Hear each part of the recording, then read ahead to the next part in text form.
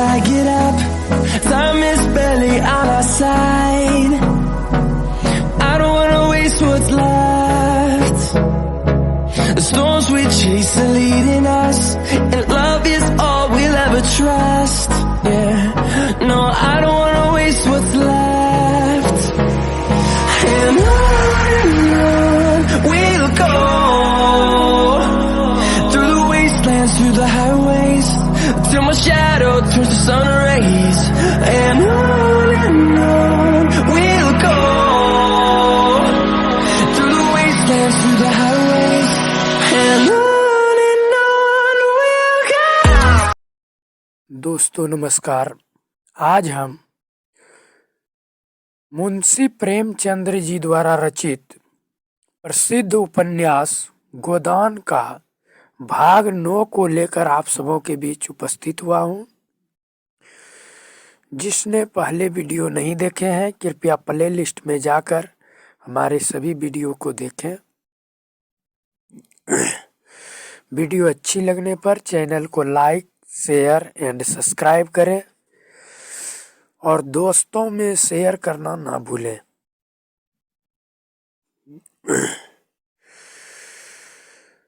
तो चलते हैं हम भाग 9 की तरफ। मिस मालती को उनसे मिलाया या नहीं? आप भी दिल लगी करते हैं। मालती को भला इनसे क्या मिला था? वाक्य पूरा न हुआ था कि वह सामने झाड़ी में सरसराहट की आवाज सुनकर चौंक पड़े और प्राण रक्षा की प्रेरणा से राय साहब के पीछे आ गए। झाड़ी में से एक तेंदुआ निकला और मंद गति से सामने की ओर चला। राय साहब ने बंदूक उठाई और निशाना बांधना चाहते थे कि खन्ना ने कहा, यह क्या करते हैं आप? ख्वाह उसे छेड़ रहे हैं, कहीं लौट पड़े तो? लौट क्या पड़ेगा, वहीं ढेर हो जाएगा। तो मुझे उस टीले पर चढ़ जाने दीजिए, मैं शिकार का ऐसा शौकीन नहीं हूं। तब क्या शिकार खेलने चले थे? सामत और क्या? राय साहब ने बंदूक नीचे कर ली। बड़ा अच्छा शिकार निकल गया, ऐसे अवसर कम मिलते हैं। मैं तो अब यहाँ नहीं ठहर सकता, खतरनाक जगह है। एक आध शिकार तो मार लेने दीजिए, खाली हाथ लौटते शर्म आती है। आप मुझे कृपा करके कार के पास पहुंचा दीजिए, फिर चाहे तेंदुए का शिकार कीजिए या चीते का। आप बड़े डरपोक हैं। व्यर्थ में अपनी जान खतरे में डालना बहादुरी नहीं है। अच्छा तो आप खुशी से लौट सकते हैं। अकेला? रास्ता बिल्कुल साफ है। जी नहीं, आपको मेरे साथ चलना पड़ेगा। राय साहब ने बहुत समझाया मगर खन्ना ने एक न मानी। मारे भय के उनका चेहरा पीला पड़ गया था। उस वक्त अगर झाड़ी में से एक गिलहरी भी निकल आती तो वह चीख मारकर गिर पड़ते। बोटी बोटी कांप रही थी, पसीने से तर हो गए थे। राय साहब को लाचार होकर उनके साथ लौटना पड़ा।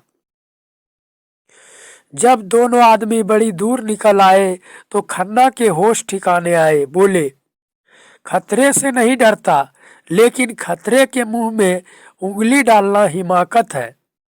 अजी जाओ भी, जरा सा तेंदुआ देख लिया तो जान निकल गई।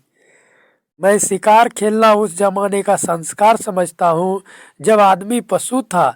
तब से संस्कृति बहुत आगे बढ़ गई है। मैं मिस मालती से आपकी कलई खोलूंगा। मैं अहिंसावादी होना लज्जा की बात नहीं समझता। अच्छा तो यह आपका अहिंसावाद था? शाबाश, खन्ना ने गर्व से कहा। जी हाँ, मेरी अहिंसावाद था। आप बुद्ध और शंकर के नाम पर गर्व करते हैं और पशुओं की हत्या करते हैं। लज्जा आपको आनी चाहिए कि मुझे? कुछ दूर दोनों फिर चुपचाप चलते रहे। तब खन्ना बोले, तो आप कब तक आएंगे? मैं चाहता हूं आप पॉलिसी का फॉर्म आज ही भर दें और शक्कर के हिस्सों का भी। मेरे पास दोनों फॉर्म भी मौजूद है। राय साहब ने चिंतित स्वर में कहा, जरा सोच लेने दीजिए। इसमें सोचने की जरूरत नहीं है। तीसरी टोली मिर्जा खुर्शेद और मिस्टर तंखा की थी। मिर्जा के लिए भूत और भविष्य सादे कागज की भांति था। वह वर्तमान में रहते थे। नो भूत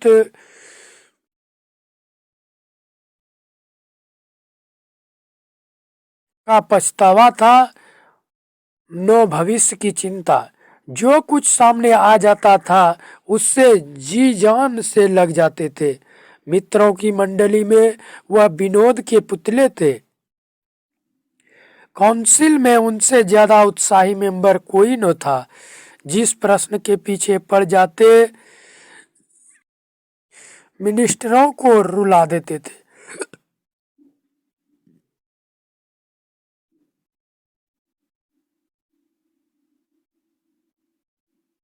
किसी के साथ रू रियायत करना न जानते थे। बीच बीच में परिहास भी करते जाते थे।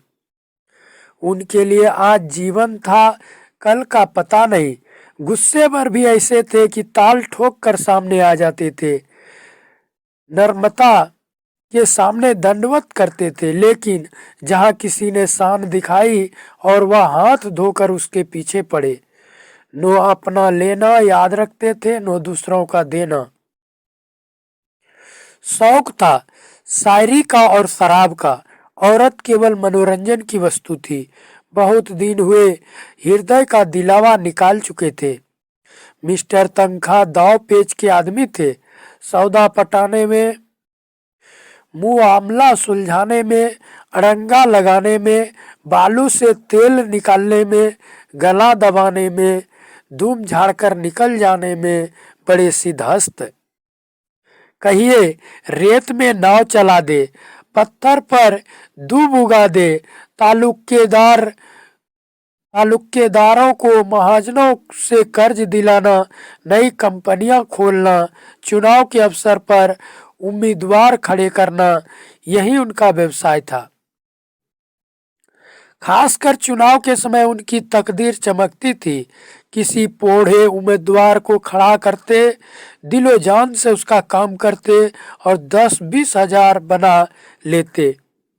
जब कांग्रेस का जोर था तो कांग्रेस के उम्मीदवारों के सहायक थे, जबकि सांप्रदायिक दल का जोर हुआ तो हिंदू सभा की ओर से काम करने लगे।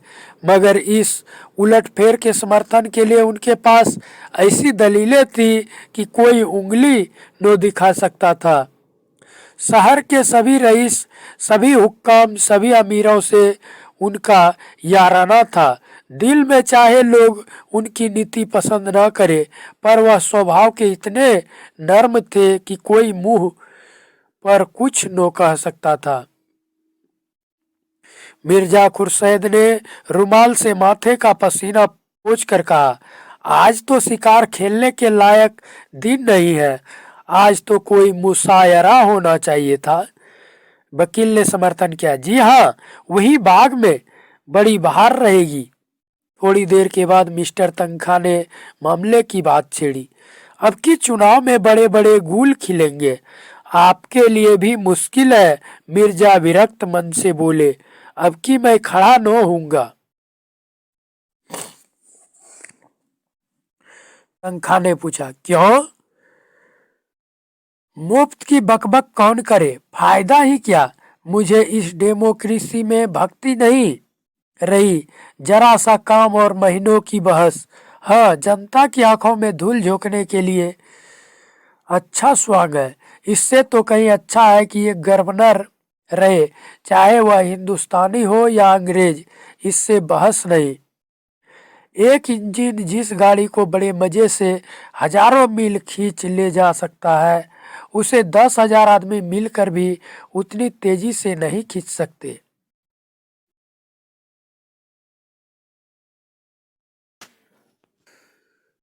मैं तो सारा तमाशा देखकर काउंसिल से बेजार हो गया हूँ। मेरा बस चले तो काउंसिल में आग लगा दूं। जिसे हम डेमोक्रेसी कहते हैं वह व्यवहार में बड़े बड़े व्यापारियों और जमींदारों का राज्य है और कुछ नहीं। चुनाव में वही बाजी ले जाता है जिसके पास रुपए है। रुपए के जोर से उसके लिए सभी सुविधाएं तैयार हो जाती है। बड़े बड़े पंडित, बड़े बड़े मौलवी, बड़े बड़े लिखने और बोलने वाले जो अपनी जबान और कलम से पब्लिक को जिस तरह चाहे फेर दे, सभी सोने के देवता के पैरों पर माथा रगड़ते हैं। मैंने तो इरादा कर लिया है, अब इलेक्शन के पास न जाऊंगा। मेरा प्रोपेगंडा अब डेमोक्रेसी के खिलाफ है होगा। मिर्जा साहब ने कुरान की आयतों से सिद्ध किया कि पुराने जमाने के बादशाहों के आदर्श कितने ऊंचे थे। आज तो हम उसकी तरफ ताक भी नहीं सकते। हमारी आंखों में चकाचौंध आ जाएगी। बादशाह को खजाने की एक कौड़ी भी निजी खर्च में लाने का अधिकार न था। वह किताबें नकल कर, कपड़े सीकर, लड़कों को पढ़ाकर अपना गुजर करता था। मिर्जा ने आदर्श महिपों की एक लंबी सूची गिना दी। कहाँ तो वह प्रजा को पालने वाला बादशाह और कहाँ आजकल के मंत्री और मिनिस्टर। 5, 6, 7, 8 हजार माहवार मिलना चाहिए। लूट है या डेमोक्रेसी? हिरनों का झुंड चरता हुआ नजर आया। मिर्जा के मुख पर शिकार का जोश चमक उठा। बंदूक संभाली और निशाना मारा। एक काला सा हिरन गिर पड़ा। वह मारा। इस उन्मत्त ध्वनि के साथ मिर्जा भी बेतहाशा दौड़े, बिल्कुल बच्चों की तरह उछलते कूदते, तालियां बजाते। समीप ही एक वृक्ष पर एक आदमी लकड़ियां काट रहा था। वह भी चटपट वृक्ष से उतरकर मिर्जा जी के साथ दौड़ा। हिरन की गर्दन में गोली लगी थी। उसके पैरों में कंपन हो रहा था और आंखें पथरा गई थी। लकड़हारे ने हिरन को करुण नेत्रों से देखकर कहा, अच्छा पट्टा था, मन भर से कम न होगा। हुक्म हो तो मैं उठाकर पहुंचा दूं। मिर्जा कुछ बोले नहीं। हिरन की टंगी हुई दीन वेदना से भरी आंखें देख रहे थे। अभी 1 मिनट पहले इसमें जीवन था। जरा सा पत्ता भी खड़कता तो कान खड़े करके चौकड़ियां भरता हुआ निकल भागता। अपने बाल बच्चों के साथ ईश्वर की उगाई हुई घास खा रहा था, मगर अब निस्पंद पड़ा है। उसकी खाल उधेड़ लो, उसकी बोटियां कर डालो, उसका कीमा बना डालो, उसे खबर न होगी। उसके क्रीड़ामय जीवन में जो आकर्षक था, जो आनंद था, वह क्या इस निर्जीव सब में? कितनी सुंदर गठन थी, कितनी प्यारी आंखें, कितनी मनोहर छवि। उसकी छलांगे हृदय में आनंद की तरंगे पैदा कर देती थी। उसकी चौकड़ियों के साथ हमारा मन भी चौकड़ियां भरने लगता था। उसकी स्फूर्ति जीवन सा बिखेरती चलती थी, जैसे फूल सुगंध बिखेरता है। लेकिन अब उसे देखकर गलानी होती है। लकड़हारे ने पूछा, कहाँ पहुंचाना होगा मालिक? मुझे भी 2-4 पैसे दे देना। मिर्जा जी जैसे ध्यान से चौंक पड़े। बोले, अच्छा उठा ले। कहाँ चलेगा? जहाँ हुक्म हो मालिक। नहीं, जहाँ तेरी इच्छा हो वहां ले जा, मैं तुझे देता हूँ। लकड़हारे ने मिर्जा की ओर कुतूहल से देखा। कानों पर विश्वास न आया। अरे नहीं मालिक, हुजूर ने शिकार किया है तो हम कैसे खा लें? नहीं नहीं, मैं खुशी से कहता हूँ, तुम इसे ले जाओ। तुम्हारा घर यहाँ से कितनी दूर है? कोई आधा कोस होगा मालिक। तो मैं भी तुम्हारे साथ चलूंगा, देखूंगा तुम्हारे बाल बच्चे कैसे खुश होते हैं। ऐसे तो मैं नो ले जाऊंगा सरकार। आप इतनी दूर आए, इस कड़ी धूप में शिकार किया, मैं उसे उठा ले जाऊं?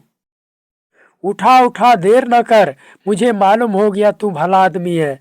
लकड़हारे ने डरते डरते और रह रह के मिर्जा जी के मुख की ओर संसक नेत्रों से देखते हुए कि कहीं बिगड़ न हो जाए, हिरन को उठाया। सहसा उसने हिरन छोड़ दिया और खड़ा होकर बोला, मैं समझ गया मालिक, हुजूर ने इसकी हलाली नहीं की। मिर्जा जी ने हंस कर कहा, बस बस तूने खूब समझा, अब उठा ले और घर चल। मिर्जा जी धर्म के इतने पाबंद नो थे। 10 साल से उन्होंने नमाज नो पढ़ी थी। 2 महीने में एक व्रत रख लेते थे, बिल्कुल निराहार निर्जल। मगर लकड़हारे को इस ख्याल से जो संतोष हुआ था कि हिरन अब इन लोगों के लिए वो खाद्य हो गया है, उसे फीका नो करना चाहते थे। लकड़हारे ने हल्के मन से हिरन को गर्दन पर रख लिया और घर की ओर चला। तनखा अभी तटस्थ से वहीं पेड़ के नीचे खड़े थे। धूप में हिरन के पास जाने का कष्ट क्यों उठाते? कुछ समझ में न आ रहा था कि मुआमला क्या है, लेकिन जब लकड़हारे को उल्टी दिशा में जाते देखा तो आकर मिर्जा से बोला, आप इधर कहाँ जा रहे हैं हजरत, क्या रास्ता भूल गए? मिर्जा ने अपराधी भाव से मुस्कुरा कर कहा, मैंने शिकार इस गरीब आदमी को दिया, अब जरा इसके घर चल रहा हूँ, आप भी आइए ना। तनखा ने मिर्जा को कुतूहल की दृष्टि से देखा और बोले, आप अपने होश में हैं या नहीं? कह नहीं सकता, मुझे खुद नहीं मालूम। शिकार इसे क्यों दे दिया? इसलिए कि उसे पाकर इसे जितनी खुशी होगी मुझे या आपको नो होगी। तनखा खिसिया कर बोले, जाइए, सोचा था खूब कबाब उड़ाएंगे, सो आपने सारा मजा किरकिरा कर दिया। खैर राय साहब और मेहता कुछ न कुछ लाएंगे ही, कोई गम नहीं। मैं इस इलेक्शन के बारे में कुछ अर्ज करना चाहता हूँ। आप नहीं खड़ा होना चाहते? नो सही, आपकी जैसी मर्जी, लेकिन आपको इसमें क्या तामुल है कि जो लोग खड़े हो रहे हैं उनसे इसकी अच्छी कीमत वसूल की जाए। मैं आपसे सिर्फ इतना चाहता हूँ कि आप किसी पर यह भेद न खुलने दें कि आप नहीं खड़े हो रहे हैं। सिर्फ इतनी मेहरबानी कीजिए मेरे साथ। ख्वाजा जमाल ताहिर इसी शहर से खड़े हो रहे हैं। रईसों के वोट 16 आने उसकी तरफ हैं ही, हुक्काम भी उनके मददगार है। फिर भी पब्लिक पर आपका जो असर है, इससे उनके कोर दब रही है। आप चाहे तो आपको उनसे 10-20 हजार रुपये महज यह जाहिर कर देने के लिए मिल सकते हैं। आप उनकी खातिर बैठ जाते हैं। नहीं, मुझे अर्ज कर लेने दीजिए। इस मामले में आपको कुछ नहीं करना है। आप बेफिक्र बैठे रहिए, मैं आपकी तरफ से मैनिफेस्टो निकाल दूंगा और उसी शाम को आप मुझसे 10,000 नगद वसूल कर लीजिए। मिर्जा साहब ने उनकी ओर हिकारत से देखकर कहा, मैं ऐसे रुपये पर और आप पर लानत भेजता हूँ। मिस्टर तनखा ने जरा भी बुरा नहीं माना, माथे पर बल तक न आने दिया। मुझ पर जितनी लानत चाहे भेजे, मगर रुपए पर लानत भेजकर आप अपना ही नुकसान कर रहे हैं। मैं ऐसी रकम को हराम समझता हूँ। आप शरीयत के इतने पाबंद तो नहीं है। लूट की कमाई को हराम समझने के लिए शरीयत का पाबंद होने की जरूरत नहीं है। तो इस मामले में क्या आप अपना फैसला तब्दील नहीं कर सकते? जी नहीं। अच्छी बात है, इसे जाने दीजिए। किसी बीमा कंपनी के डायरेक्टर बनने में तो आपको कोई एतराज नहीं है। आपको कंपनी का एक हिस्सा भी न खरीदना पड़ेगा, आप सिर्फ अपना नाम दे दीजिएगा। जी नहीं, मुझे यह भी मंजूर नहीं है। मैं कई कंपनियों का डायरेक्टर, कई का मैनेजिंग एजेंट, कई का चेयरमैन था। दौलत मेरे पांव चूमती थी। मैं जानता हूँ दौलत से आराम और तकल्लुफ के कितने सामान जमा किए जा सकते हैं।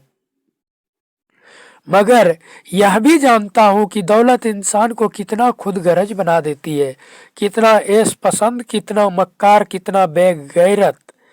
वकील साहब को फिर कोई प्रस्ताव करने का साहस न हुआ। मिर्जा की बुद्धि और प्रभाव में उनका जो विश्वास था वह बहुत कम हो गया। उनके लिए धन ही सब कुछ था और मिर्जा ऐसे आदमी से जो लक्ष्मी को ठोकर मारता हो उनका कोई मेल न हो सकता था। लकड़हारा हिरन को कंधे पर रखे लपका चला जा रहा था। मिर्जा ने भी कदम बढ़ाया पर स्थूल काया तंखा पीछे रह गए। स्थूल काय तंखा पीछे रह गए। उन्होंने पुकारा, जरा सुनिए मिर्जा जी, आप तो भागे जा रहे हैं। मिर्जा जी ने बिना रुके हुए जवाब दिया, वह गरीब बोझ लिए इतनी तेजी से चला जा रहा है, हम क्या अपना बदन लेकर भी उसके बराबर नहीं चल सकते। लकड़हारे ने हिरन को एक ठूठ पर उतार कर रख दिया था और दम लेने लगा था। मिर्जा साहब ने आकर पूछा, थक गए क्यों? लकड़हारे ने सकुचाते हुए कहा, बहुत भारी है सरकार। तो लाओ कुछ दूर मैं ले चलूं। लकड़हारा हंसा। मिर्जा डील डौल में उससे कहीं ऊंचे और मोटे ताजे थे, फिर भी वह दुबला पतला आदमी उनकी इस बात पर हंसा। मिर्जा जी पर जैसे चाबुक पड़ गया। तुम हंसे क्यों? क्या तुम समझते हो मैं इसे नहीं उठा सकता? लकड़हारे ने मानो क्षमा मांगी। सरकार, आप लोग बड़े आदमी हैं, बोझ उठाना तो हम जैसे मजूरों का ही काम है। मैं तुम्हारा दुगुना जो हूँ, इससे क्या होता है मालिक? मिर्जा जी का पुरुषत्व अपना और अपमान न सह सका। उन्होंने बढ़कर हिरन को गर्दन पर उठा लिया और चले, मगर मुश्किल से 50 कदम चले होंगे कि गर्दन फटने लगी, पांव थरथराने लगे और आंखों में तितलियां उड़ने लगी। कलेजा मजबूत किया और 10-20 कदम और चले। कम वक्त कहाँ रह गया, जैसे इस लाश में शीशा भर दिया गया हो।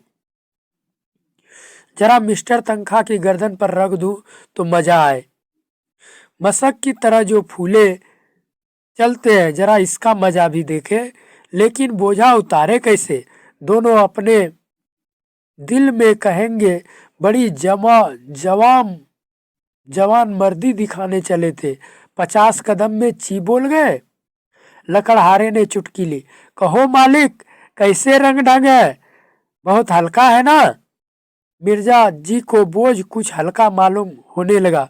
बोले, उतनी दूर तो ले ही जाऊंगा जितनी दूर तुम लाए हो। कई दिन गर्दन दुखेगी मालिक। तुम क्या समझते हो मैं यूं ही फूला हुआ हूँ? नहीं मालिक, अब तो ऐसा नहीं समझता। मुदा आप हैरान न हो, वह चट्टान है, उस पर उतार दीजिए।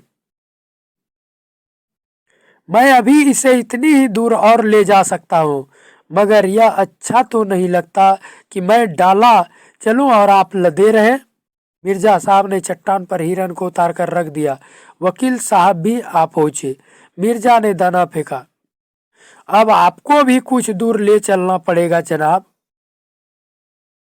वकील साहब की नजरों में अब मिर्जा जी का कोई महत्व न था। बोले, मुआफ कीजिए, मुझे अपनी पहलवानी का दावा नहीं है, बहुत भारी नहीं है सच। अजी रहने भी दीजिए। आप अगर इसे 100 कदम ले चले तो मैं वादा करता हूँ आप मेरे सामने जो तजवीज रखेंगे उसे मंजूर कर लूंगा।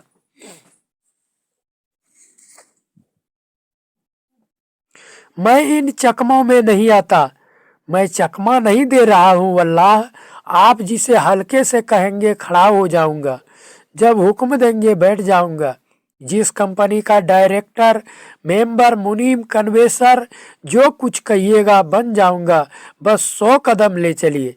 मेरी तो ऐसी ही दोस्तों से निभती है जो मौका पड़ने पर सब कुछ कर सकते हो। तंखा का मन चुलबुला उठा। मिर्जा अपने कौल के पक्के हैं, इसमें कोई संदेह न था। हिरन ऐसा क्या बहुत भारी होगा? आखिर मिर्जा इतनी दूर ले ही आए, बहुत ज्यादा थके तो नहीं जान पड़ते। अगर इनकार करते हैं तो सुनहरा अवसर हाथ से जाता है। आखिर ऐसा क्या कोई पहाड़ है? बहुत लोग 4-5 पसेरी होगा, 2-4 दिन गर्दन ही तो दुखेगी। जेब में रुपये हो तो थोड़ी सी बीमारी सुख की वस्तु है। 100 कदम की रही, हाँ 100 कदम की, मैं गिनता चलूंगा, देखिए निकल न जाइएगा, निकल जाने वाले पर लानत भेजता हूँ। पंखा ने जूते पर फीता फिर से बांधा, कोट उतार कर लकड़हारे को दिया, पतलून ऊपर चढ़ाया, रुमाल से मुंह पोंछा और इस हिरन को देखा मानो उखली में सिर देने जा रहे हो। फिर हिरन को उठाकर गर्दन पर रखने की चेष्टा की। 2-3 बार जोर लगाने पर लाश गर्दन पर तो आ गई, पर गर्दन न उठ सकी, कमर झुक गई। हाथ उठे और लाश को जमीन पर पटकने वाले थे कि मिर्जा ने उन्हें सहारा देकर आगे बढ़ाया। तंखा ने एक डग इस तरह उठाया जैसे दलदल में पांव रख रहे हो। मिर्जा ने बढ़ावा दिया, शाबाश मेरे शेर, वाह वाह। तंखा ने एक डग और रखा, मालूम हुआ गर्दन टूटी जाती है। मार लिया मैदान, जीते हो पट्टे। तंखा 2 डग और बढ़े, आंखें निकली पड़ती थी। बस एक बार और जोर मारो दोस्त। 100 कदम की शर्त गलत, 50 कदम की ही रही। वकील साहब का बुरा हाल था। वह बेजान हिरन शेर की तरह उनको दबोचे हुए उनका हृदय रक्त चूस रहा था। सारी शक्तियां जवाब दे चुकी थी, केवल लोभ किसी लोहे के धरन की तरह छत को संभाले हुए था। 1 से 25,000 तक की गोटी थी, मगर अंत में वह सहतीर भी जवाब दे गई। लोभी की कमर टूट गई, आंखों के सामने अंधेरा छा गया, सिर में चक्कर आया और वह शिकार गर्दन पर लिए पथरीली जमीन पर गिर पड़े। मिर्जा ने तुरंत उन्हें उठाया और अपने रुमाल से हवा करते हुए उनकी पीठ ठोकी। जोर तो यार तुमने खूब मारा, लेकिन तकदीर के खोटे हो। पंखा ने हाँफते हुए लंबी सांस खींचकर कहा, आपने तो आज मेरी जान ही ले ली थी, 2 मन से कम न होगा ससुर। मिर्जा ने हंसते हुए कहा, लेकिन भाईजान मैं भी तो इतनी दूर उठाकर लाया ही था। वकील साहब ने खुशामद करनी शुरू की, मुझे तो आपकी फरमाइश पूरी करनी थी, आपको तमाशा देखना था, वह आपने देख दिया। अब आपको अपना वादा पूरा करना होगा। आपने मुआहदा कब पूरा किया? कोशिश तो जान तोड़कर की, इसकी सनद नहीं। लकड़हारे ने फिर हिरन उठा लिया था और भागा चला जा रहा था। वह दिखा देना चाहता था कि तुम लोगों ने काख कूख कर 10 कदम इसे उठा लिया तो यह नो समझे कि पास हो गए। इस मैदान में मैं दुर्बल होने पर भी तुमसे आगे रहूंगा। हाँ, कागज तुम चाहे जितना काला करो और झूठे मुकदमे चाहे जितने बनाओ। एक नाला मिला जिसमें बहुत थोड़ा पानी था। नाले के उस पार एक टीले पर छोटा सा 5-6 घरों का पुरवा था और कई लड़के इमली के नीचे खेल रहे थे। लकड़हारे को देखते ही सबों ने दौड़कर उसका स्वागत किया और लगे पूछने, किसने मारा बापू, कैसे मारा, कहाँ मारा, कैसे गोली लगी, कहाँ लगी, इसी को क्यों लगी और हिरनों को क्यों ना लगी? लकड़हारा हूँ हाँ करता इमली के नीचे पहुंचा और हिरन को उतार कर पास की झोपड़ी से दोनों महानुभावों के लिए एक खाट लेने दौड़ा। उसके चारों लड़कों ने शिकार को अपने चार्ज में ले लिया और अन्य लड़कों को भगाने की चेष्टा करने लगा। सबसे छोटे बालक ने कहा, यह हमारा है। उसकी बड़ी बहन ने, जो 14-15 साल की थी, मेहमानों की ओर देखकर छोटे भाई को डांटा, चुप, सिपाही पकड़ ले जाएगा। मिर्जा ने लड़के को छेड़ा, तुम्हारा नहीं हमारा है। बालक ने हिरन पर बैठकर अपना कब्जा सिद्ध कर दिया और बोला, बापू तो लाए हैं। बहन ने सिखाया, कह दे भैया तुम्हारा है। इन बच्चों की माँ बकरी के लिए पत्तियां तोड़ रही थी। 2 नए भले आदमियों को देखकर जरा सा घूंघट निकाल लिया और शर्माई कि उसकी साड़ी कितनी मैली, कितनी फटी, कितनी उटंगी है, वह इस वेश में मेहमानों के सामने कैसे जाए। और गए बिना काम नहीं चलता, पानी वानी देना है। अभी दोपहर होने में कुछ कसर थी, लेकिन मिर्जा साहब ने दोपहरी इस गांव में काटने का निश्चय किया। गांव के आदमियों को जमा किया, शराब मंगाई, शिकार पका, समीप के बाजार से घी और मैदा मंगाया और सारे गांव को भोज दिया। छोटे बड़े स्त्री पुरुष सबों ने दावत उड़ाई। मर्दों ने खूब शराब पी और मस्त होकर शाम तक गाते रहे। और मिर्जा जी बालकों के साथ बालक, शराबियों के साथ शराबी, बूढ़ों के साथ बूढ़े, जवानों के साथ जवान बने हुए थे। इतनी देर में सारे गांव से उनका इतना घनिष्ठ परिचय हो गया था मानो यहीं के निवासी हो। लड़के तो उन पर लदे पड़ते थे। कोई उनकी फुदनेदार टोपी सर पर रख लेता था, कोई उनकी राइफल कंधे पर रखकर अकड़ता हुआ चलता था, कोई उनकी कलाई घड़ी खोलकर अपनी कलाई पर बांध लेता था। मिर्जा ने खुद खूब देसी शराब पी और झूम झूम कर जंगली आदमियों के साथ गाते रहे। जब ये लोग सूर्यास्त के समय यहाँ से विदा हुए तो गांव भर के नर नारी इन्हें बड़ी दूर तक पहुँचाने आए। कई तो रोते थे। ऐसा सौभाग्य उन गरीबों के जीवन में शायद पहली ही बार आया हो कि किसी शिकारी ने उनकी दावत की हो।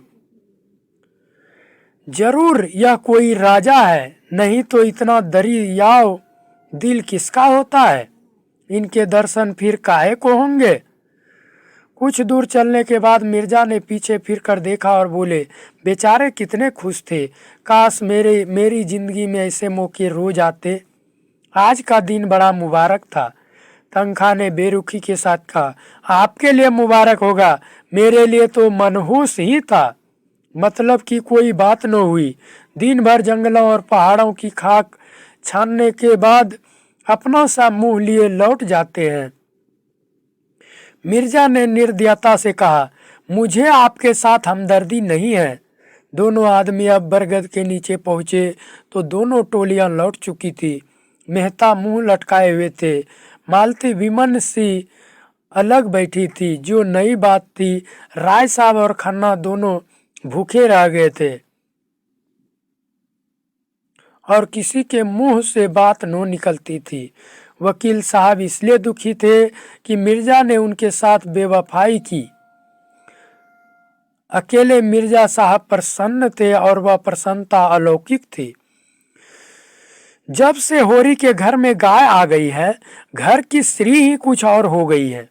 धनिया का घमंड तो उसके संभाल से बाहर हो जाते हैं। जब देखो गाय की चर्चा। भूसा छिज गया था, ऊख में थोड़ी सी चरी बो दी गई थी, उसी की कुट्टी काट कर जानवरों को खिलानी पड़ती थी। आंखें आकाश की ओर लगी रहती थी कि कब पानी बरसे और घास निकले। आधा आषाढ़ बीत गया और वर्षा न हुई। सहसा एक दिन बादल उठे और आषाढ़ का एक दोंगड़ा गिरा। किसान खरीफ बोने के लिए हल लेकर निकले कि राय साहब के कारकुन ने कहला भेजा, जब तक बाकी नो चुक जाएगी किसी को खेत में हल नो ले जाने दिया जाएगा। किसानों पर जैसे वज्रपात हो गया और कभी तो इतनी कड़ाई न होती थी। अब की यह कैसा हुक्म। कोई गांव छोड़कर भागा थोड़ा ही जाता है। अगर खेतों में हल न चले तो रुपये कहाँ से आ जाएंगे। निकलेंगे तो खेत ही से। सब मिलकर कारकुन के पास जाकर रोए। कारकुन का नाम था पंडित गोसेराम। आदमी बुरे न थे, मगर मालिक का हुक्म था, उसे कैसे टाले। अभी उस दिन राय साहब ने कैसी दया और धर्म की बातें की थी और आज असामियों पर यह जुल्म। होरी मालिक के पास जाने को तैयार हुआ, लेकिन फिर सोचा, उन्होंने कारकुन को एक बार जो हुक्म दे दिया उसे क्यों टालने लगे। वह अगुआ बनकर क्यों बुरा बने। जब और कोई नहीं बोलता तो वहीं आग में क्यों कूदे। जो सबके सिर पड़ेगी वह भी झेल लेगा। किसानों में खलबली मची हुई थी। सभी गांव के महाजनों के पास रुपए के लिए दौड़े। गांव में मगरू शाह की आजकल चढ़ी हुई थी। इस साल सन में उसे अच्छा फायदा हुआ था। गेहूं और अलसी में भी उसने कुछ कम नहीं कमाया था। पंडित दाता दीन और दुलारी सहुआइन भी लेन देन करती थी। सबसे बड़े महाजन थे झिंगुरी सिंह। वह शहर के बड़े महाजन के एजेंट थे। उनके नीचे कई आदमी और थे जो आसपास के देहातों में घूम घूम कर लेन देन करते थे। उनके अतिरिक्त और भी कई छोटे मोटे महाजन थे जो 2 आने रुपए ब्याज पर बिना लिखा पढ़ी के रुपए देते थे। गांव वालों को लेन देन का कुछ ऐसा शौक था कि जिसके पास 10-20 रुपये जमा हो जाते वही महाजन बन बैठता था। एक समय होरी ने भी महाजनी की थी। उसी का यह प्रभाव था कि लोग अभी तक समझते थे कि होरी के पास दबे हुए रुपए हैं। आखिर वह धन गया कहाँ? बंटवारे में निकला नहीं। होरी ने कोई तीर्थ व्रत भोज किया नहीं। गया तो कहाँ गया? जूते जाने पर भी उसके घट्टे बने रहते हैं। किसी ने किसी देवता को सीधा किया, किसी ने आना रुपया ब्याज देना स्वीकार किया, किसी ने 2 आना। होरी में आत्मसम्मान का सर्वथा लोप न हुआ था। जिन लोगों के रुपए उस पर बाकी थे उनके पास कौन मुंह लेकर जाए? झिंगुरी सिंह के सिवा उसे और कोई न सूझा। वह पक्का कागज लिखाते थे, नजराना अलग लेते थे, दस्तूरी अलग, स्टाम्प की लिखाई अलग, उस पर 1 साल का ब्याज, पेशगी काट कर रुपया देते थे। 85 रुपये का कागज लिखा तो मुश्किल से 17 रुपये हाथ लगते थे। मगर इस गाढ़े समय में और क्या किया जाए? राय साहब की जबरदस्ती है, नहीं इस समय किसी के सामने क्यों हाथ फैलाना पड़ता। झिंगुरी सिंह बैठे दत्तून कर रहे थे। नाटे मोटे खलवाट, काले लंबी नाक और बड़ी बड़ी मूछों वाले आदमी थे, बिल्कुल विदूषक जैसे, और थे बड़े हंसोड़। इस गांव को अपने ससुराल बनाकर मर्दों से साले या ससुर और औरतों से साली या सलहज का नाता जोड़ लिया था। रास्ते में लड़के उन्हें चिढ़ाते। पंडित जी पालगी और झिंगुरी सिंह उन्हें चटपट आशीर्वाद देते। तुम्हारी आंखें फूटे, घुटने टूटे, मिर्गी आए, घर में आग लग जाए आदि। लड़के इस आशीर्वाद से कभी न आघाते थे, मगर लेन देन में बड़े कठोर थे। सूद की 1 पाई नहीं छोड़ते थे और वादे पर बिना रुपये लिए द्वार से न टलते थे। होरी ने सलाम कर अपनी विपत्ति कथा सुनाई। झिंगुरी सिंह ने मुस्कुरा कर कहा, वह सब पुराना रुपया क्या कर डाला? पुराने रुपये होते ठाकुर तो महाजनों से अपना गला न छुड़ा लेता कि सूद भरते किसी को अच्छा लगता है। गड़े रुपये नो निकले, चाहे सूद कितना ही देना पड़े। तुम लोगों की यही नीति है। कहाँ के गड़े रुपये बाबू साहब? खाने को तो होता नहीं, लड़का जवान हो गया है, ब्याह का कहीं ठिकाना नहीं, बड़ी लड़की भी ब्याहने जोग हो गई। रुपये होते तो किस दिन के लिए गाड़ रखते? झिंगुरी सिंह ने जब से उसके द्वार पर गाय देखी थी उस पर दांत लगाए हुए थे। गाय की डील डौल और गठन कह रहा था कि उसमें 5 सेर से कम दूध नहीं है। मन में सोच लिया था होरी को किसी अदब में डालकर गाय को उड़ा लेना चाहिए। आज वह अवसर आ गया। बोले, अच्छा भाई तुम्हारे पास कुछ नहीं है? अब राजी हुए। जितने रुपये चाहो ले जाओ, लेकिन तुम्हारे भले के लिए कहते हैं, कुछ गहने गांठे हो तो गिरवी रखकर रुपये ले लो। ऐसे लिखोगे तो सूद बढ़ेगा और झमेले में पड़ जाओगे।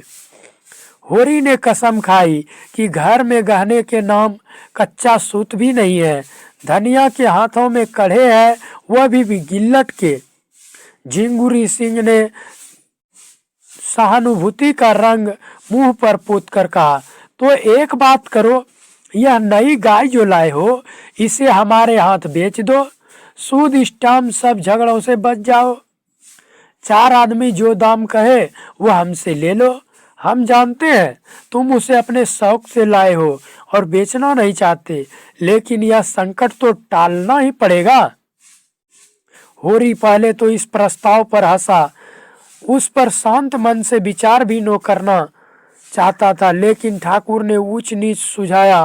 महाजनी के हथकंडों का ऐसा भीषण रूप दिखाया कि उसके मन में भी यह बात बैठ गई।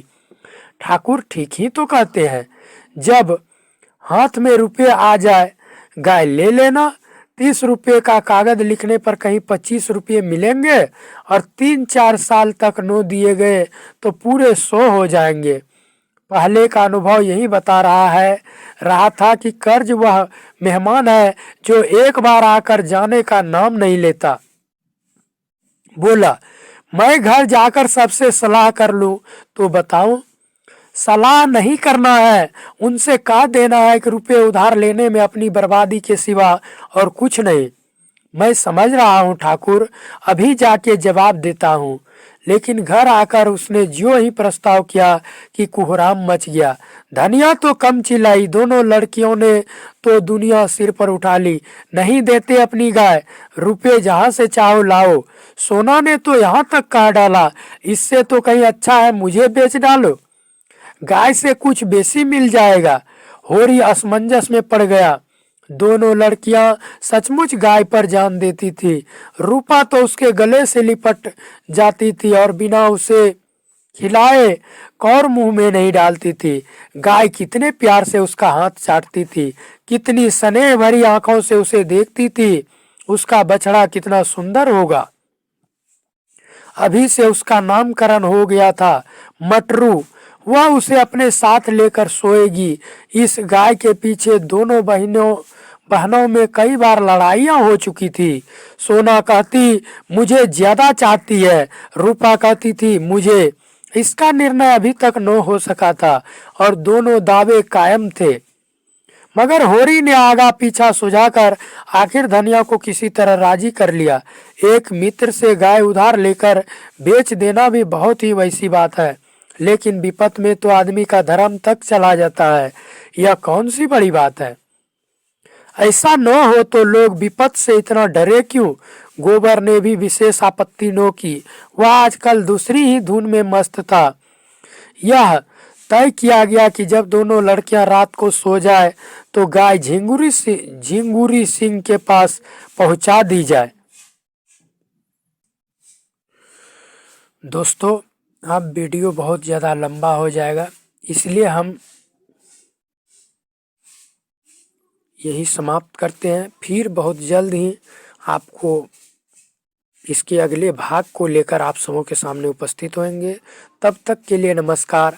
हंसते रहिए, मस्त रहिए, स्वस्थ रहिए और मन से पढ़ते रहिए। जय हिंद, जय भारत।